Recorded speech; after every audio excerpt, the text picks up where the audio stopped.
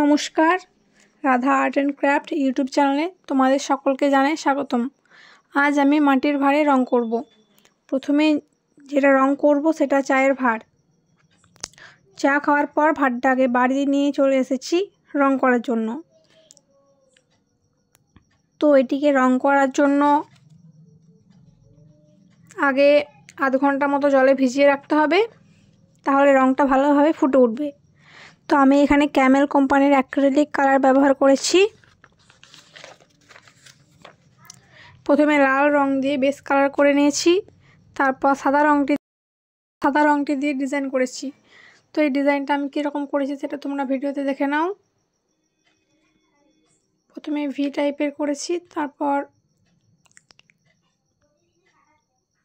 মাঝখানে যে গ্যাপ অংশটা আছে ওইখানটা ডট ডট দিয়ে দিয়েছি। তো এটিকে ঘরে সাজিয়ে রাখার ক্ষেত্রে ব্যবহার করা যাবে। আবার যদি ভেতরটা রং না করা হয় তাহলে এটিতে চা বা কফি খাওয়াও যাবে। এই ডিজাইনটা তোমাদের কেমন লাগলো অবশ্যই কমেন্ট করে জানিও। আর দ্বিতীয়ত যে হাঁড়িটি আমি রং করেছি সেটা রাবড়ির ছোট্ট হাঁড়ি। এটিতে প্রথমে আমি হোয়াইট কালারের বেস দিতে ভুলে গেছিলাম, তার জন্যই আমাকে দ্বিতীয়বারের যে রংটা দিয়েছি সেটাকে দুবার কোট করতে হয়েছে, কারণ একবার কোট করলে ভালোভাবে ফুটতো না। আর প্রথমে মাটির যে কোনো জিনিসে প্রথমেই যদি একবার কোট করে নেওয়া যায় হোয়াইট কালারটা দিয়ে, তাহলে পরের যে কালারটা দেওয়া হয় সেটা খুব ভালোভাবে ফুটে ওঠে।